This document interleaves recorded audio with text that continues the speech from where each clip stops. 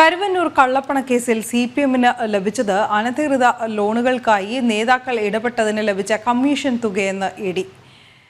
Purathussery branch കമ്മിറ്റിയുടെ കെട്ടിട നിർമ്മാണ ഫണ്ടിനായി നിക്ഷേപകരുടെ അക്കൗണ്ടിൽ നിന്ന് നേരിട്ട് പണം എത്തിയെന്നും ഇഡി. കരുവന്നൂർ കേസിൽ 115 കോടിയുടെ സ്വത്തുക്കളാണ് ഇഡി ആകെ കണ്ടുകിട്ടിയത്. കരുവന്നൂർ കള്ളപ്പണക്കേസിൽ സിപിഎമ്മിന്റെ 73.63 ലക്ഷം രൂപയുടെ സ്വത്തുക്കൾ ഇഡി കണ്ടുകെട്ടിയിരുന്നു. ഈ സ്വത്തുക്കൾ ബാങ്കിൽ നിന്ന് അനധികൃത വായ്പകൾ തരപ്പെടുത്താൻ ഇടനില നിന്നതിന് ലഭിച്ച പണം ഉപയോഗിച്ച് സമ്പാദിച്ചതാണെന്നാണ് ഇഡിയുടെ കണ്ടെത്തൽ.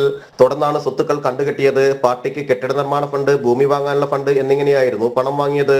ഫണ്ട് ശേഖരണത്തിനായി കരുവന്നൂർ ബാങ്കിൽ തന്നെ അക്കൗണ്ടും തുറന്നു. 5 അക്കൗണ്ടുകളാണ് തുറന്നത്. 5 അക്കൗണ്ടുകളുടെയും വിവരങ്ങൾ ഇഡി നേരത്തെ കേന്ദ്ര തെരഞ്ഞെടുപ്പ് കമ്മീഷനെയും റിസർവ് ബാങ്കിനെയും കേന്ദ്ര ധനമന്ത്രാലയത്തെയും അറിയിച്ചിരുന്നു.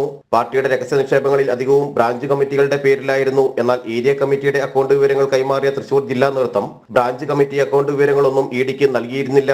സിപിഎം തൃശൂർ ജില്ലാ സെക്രട്ടറി എം വർഗീസും ചോദ്യം ചെയ്യലിൽ ഇത്തരം അക്കൗണ്ട് വിവരങ്ങൾ വെളിപ്പെടുത്തിയിരുന്നില്ല. വിശദമായ അന്വേഷണത്തിൽ വായ്പകൾ തരപ്പെടുത്തി പ്രതിഫലമായി വാങ്ങിയ പണം ഉപയോഗിച്ച് വാങ്ങിയതെന്ന് കണ്ടെത്തിയ സ്വത്തുക്കളാണ് കണ്ടുകിട്ടിയത്. കരുവന്നൂർ കേസിൽ ഇതുവരെ 115 കോടി രൂപയുടെ സ്വത്തുക്കൾ ഇഡി കണ്ടുകിട്ടിയിട്ടുണ്ട്. ഏറ്റവും ഒടുവിൽ 29.29 കോടിയുടെ സ്വത്തുക്കളായിരുന്നു കണ്ടുകിട്ടിയത്. കേസിൽ സിപിഎം പാർട്ടി തൃശൂർ ജില്ലാ സെക്രട്ടറി എം വർഗീസ് വലിയ തുകകൾ മതിയായ ഈടില്ലാതെ തരപ്പെടുത്തി തിരിച്ചടവ് മുടക്കിയ 10 പേർ എന്നിവർ കൂടി പ്രതിപ്പട്ടികയിലേക്കെത്തും. ജനം, കൊച്ചി.